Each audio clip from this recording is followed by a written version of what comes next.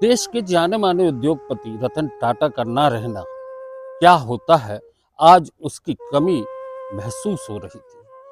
आज हमारे इधर नमक में वह नमकीन एहसास खत्म सा लग रहा था। चाय की पत्ती में वो कड़कपन नहीं था। सरिया जो हमारे छत में लगे हैं टाटा के, आज छत कुछ झुका हुआ सा था, उदास सा था। रतन टाटा के ना रहने का असर ये है, देश के उद्योग जगत का एक बहुत बड़ा स्तंभ नहीं रहा। हर दिल कहीं ना कहीं उन्हें अपनी श्रद्धांजलि अर्पित कर रहा है। मुंबई से लेके पूरे देश के कोने कोने में वे हर घर के सदस्य जैसे थे।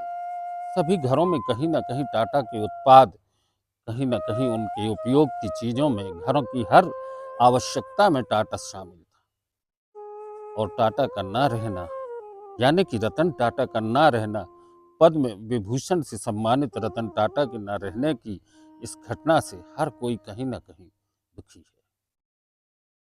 पंकज जी, आज रतन टाटा नहीं। हम्म।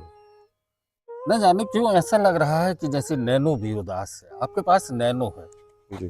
तो क्या लगता है कि रतन टाटा का ना रहना इस देश के लिए कितना कुछ क्षति हुई है? देखिए, एक तो बात यह है कि हम अपने घर में अगर आसपास चीज़ों को देखते हैं, तो जैसा कि आपने अपने वक्तव्य में भी कहा है कि चाय नमक से लेके टाटा स्काई तक और पता नहीं कितनी चीज़ें हैं। महिलाएं अगर जो गहने पहने हैं तो बोलते हैं तनिष्क के गहने पहने, वो भी टाटा का है ना। टीवी भी खरीदा है तो क्रोमा से किया है, वो भी टाटा का है। और रतन टाटा मतलब, और टाटा मतलब एक विश्वसनीयता। और बात आती है, आपने बोली नैनो की, तो देखिए 2016 में इस कार को हम लोग को अचानक परिवार में निर्णय लेने पड़ा। मेरी माँ को एक वृद्धावस्था की जो परेशानियां आम भारतीय महिलाओं या परिवार में होती हैं उनको हो गई, और उनके फुट ड्रॉप होने लगे।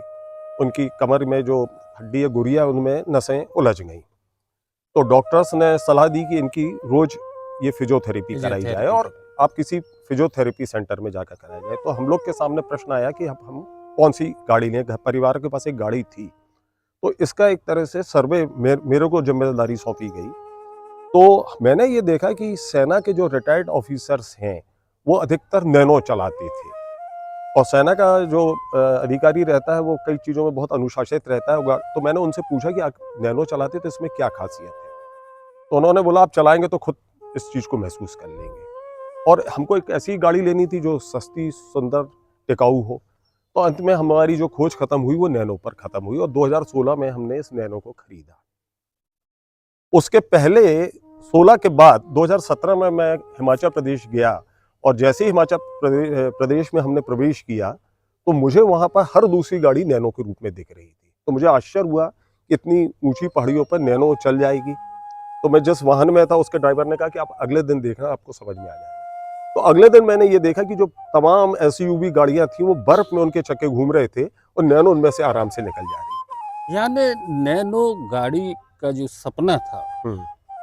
रतन टाटा जी का कि वो बनाई जाए, तो रतन टाटा जी ने उच्च मध्यम वर्गीय परिवार जो है उसकी आय को देखते हुए इस गाड़ी को रखा था। जैसा कि पहले बोलते थे, लख टकिया गाड़ी।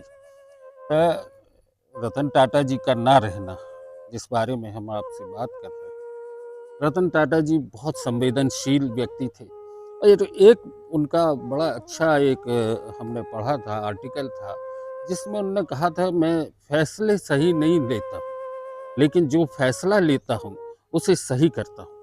क्या लगता है? बिल्कुल सही बात बोल रहे हैं। मैं आपको बात, जब नैनो की बात आई है, आज रतन टाटा जी की बात आई है, देखिए हम मुंबई जाकर उनको श्रद्धांजलि नहीं दे सकते, लेकिन आज मेरे पास नैनो है और मैं महसूस कर रहा हूँ। तो मैंने ये पोस्टर यहाँ पीछे भी लगाया, आगे भी लगाया है। ये एक तरह से मैं नैनो के माध्यम से कि इतनी अद्भुत कार की परिकल्पना करने वाले, बनाने वाले रतन टाटा जी को मैं इस रूप में श्रद्धांजलि दे रहा हूँ। ये पोस्टर जब तक लगा रहेगा। और मैं इसलिए करना चाहता हूँ कि आम भारतीय समाज को भी इस प्रकार का काम करना चाहिए, क्योंकि मैं पिछले 8 साल से इस कार का उपयोग कर रहा हूँ। ये कार अद्भुत उन्होंने परिकल्पना की थी। मुझे ऐसा लगता है कि हमारे भारतीय समाज में कहीं ना कहीं कोई हीन भावना है तो उनको लगता है कि मैं 1 लाख 2 लाख रुपए की गाड़ी में क्यों चलूं। लेकिन मुझे ऐसा लगता है कि हम जब बात करते हैं, जब हम सोलर पर जा रहे हैं, हम जब स्वदेशी टेक्नोलॉजी पर बात जा रहे हैं, और सबसे बड़ी बात यह है कि पॉल्यूशन कम हो और जो इसमें पेट्रोल की खपत कम हो, तो उस मामले में मेरे ख्याल से भारत की ये सर्वश्रेष्ठ कार है। और रतन टाटा जी की जो परिकल्पना है, ये अद्भुत कार है। इन्होंने इतनी कम चीज में ये उसमें वो सब सुविधाएं दी हैं जो कि एक बड़ी एसयूवी में होती है।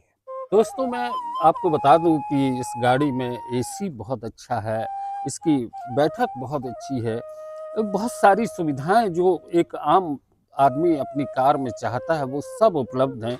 और पंकज भाई ने रतन टाटा को इस तरह से याद किया है, अपनी श्रद्धांजलि दी है। पंकज जी, रतन टाटा निश्चित तौर पर भारत के एक ऐसे उद्योगपति हैं जिन्होंने विश्व के करीब 140 देशों में उनके कारोबार की पूरी प्रतिष्ठा फैली हुई है, या अपन ये कहें कि उनका कारोबार का एक साम्राज्य वहाँ तक फैला हुआ है। एक बात जो हमेशा सामने आती है, ताज होटल की बात आती है। ताज होटल में स्ट्रीट डॉग को भगाने के लिए उन्होंने मना कर दिया। बड़े संवेदनशील व्यक्तित्व के धनी थे।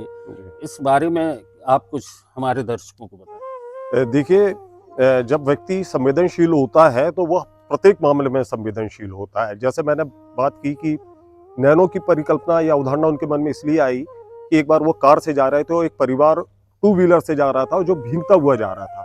उन्होंने जब वो अपने जहाँ ऑफिस पहुंचे और उन्होंने अपने इंजीनियर्स को बुलाया और उन्होंने कहा हम एक ऐसी कार तैयार करें ऐसे परिवार के लिए जो भारत का सामान्य परिवार है, जिसके पास ज्यादा आय नहीं, जो 1 लाख रुपए में कार खरीद सके। ये उनकी संवेदनशीलता थी।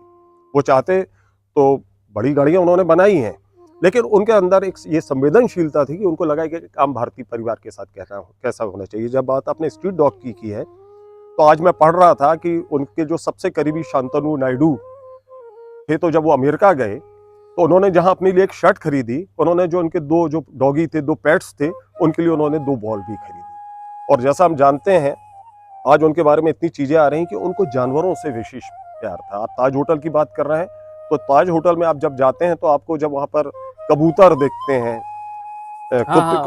बहुत चीजें, स्ट्रीट डॉग भी जो देखते हैं, श्वान देखते हैं, तो उनसे लोगों को डर नहीं लगता है। उनको लगता है कि ये भी बहुत जो है, ये इनके अंदर नरम भावना आ गई है, इनका स्वभाव बदल गया है। तो ये मुझे लगता है कि एक व्यक्ति की उसकी व्यापकता है, उसका एक असर है, ये जो स्ट्रीट डॉग पर भी आ गया है, और ये उनकी सबसे बड़ी संवेदनशीलता है। दूसरा एक बात मैं और बताना चाहूंगा कि जबलपुर से एक जो महत्वपूर्ण जुड़ा मुद्दा है कि जबलपुर के एक प्रसिद्ध छायाकार रहे हैं, एक्टिविस्ट रहे हैं, मेधा पाटकर के साथ उन्होंने काम किया, रजनीकांत यादव जी। रजनीकांत यादव जी के पास एक भारत की सबसे प्रसिद्ध और प्रचलित कंपनी की कार थी। उन्होंने उस कार को बेच दिया और उन्होंने नैनो ली, क्योंकि रजनीकांत जी एक छायाकार होने के साथ एक बहुत अच्छे टेक्नीशियंस भी थे, और उन्होंने नैनो में कुछ सजेशंस, कुछ सुधार की चीजें उन्होंने टाटा मोटर्स को भेजी। तो उनके पास रतन टाटा का एप्रिसिएशन लेटर आया कि रजनीकांत जी, आपने जो सलाह दी है हम आपको अप्रिशिएट करते हैं, और हम आने वाले नैनो के मॉडल में उन चीज़ों को ऐड ऑन करेंगे। और वो जो रजनीकांत जी ने जो सुझाव दिए थे, वो सुझाव कार में किए गए। तो एक तरह से हम ठीक ये बात कह सकते हैं कि रतन टाटा जबलपुर नहीं आए, लेकिन रतन टाटा का जबलपुर से ये गहरे संबंध हैं।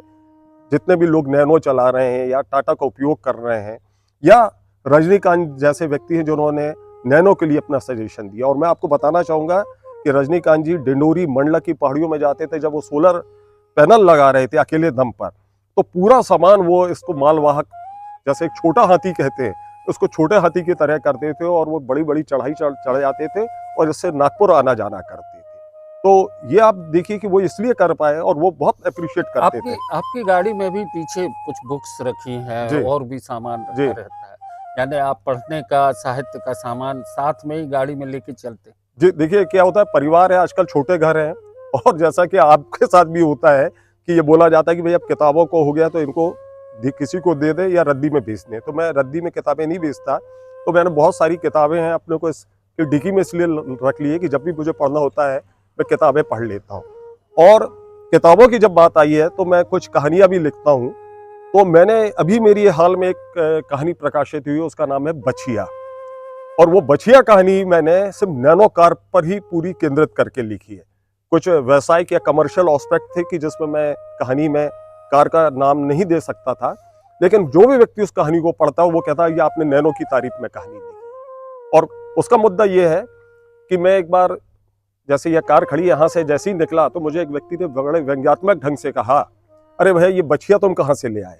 तो मुझे बछिया सुनकर थोड़ा मतलब उत्तेजित भी हुआ, क्रोध भी आया, लेकिन मैंने कहा मैं अपने क्रोध को सदुपयोग करूँ, और मैंने उस ऊर्जा का सदुपयोग बछिया नाम की कहानी लिखने में किया। तो नो न्यूज़ ओनली व्यूज़ पर दर्शकों हम आपको बताएं कि आज हम रतन टाटा को श्रद्धांजलि दे रहे हैं। ये नैनो कार है जिसको बछिया कहा और इन्होंने एक कहानी लिख दी। आज ये कार जहाँ भी है, जिसके पास भी है, उसका कहीं ना कहीं रतन टाटा से एक ऐसा रिश्ता बन चुका है। हमारा भी रिश्ता बहुत करीब है, हर घर का रिश्ता करीब से जुड़ा हुआ है। आज नमक में खारापन कम हो गया है, आज चाय की पत्ती कड़क कम लग रही है। आज हम हमारे टीवी में टाटा स्काई से जो हमारे पास जानकारियाँ आ रही हैं वो कहीं भीगी हुई सी लग रही हैं। दोस्तों, नो न्यूज़ ओनली व्यूज़ पर आज हम रतन टाटा को याद करते हैं। बस यही कहेंगे, वो सही में इस देश के रतन थे।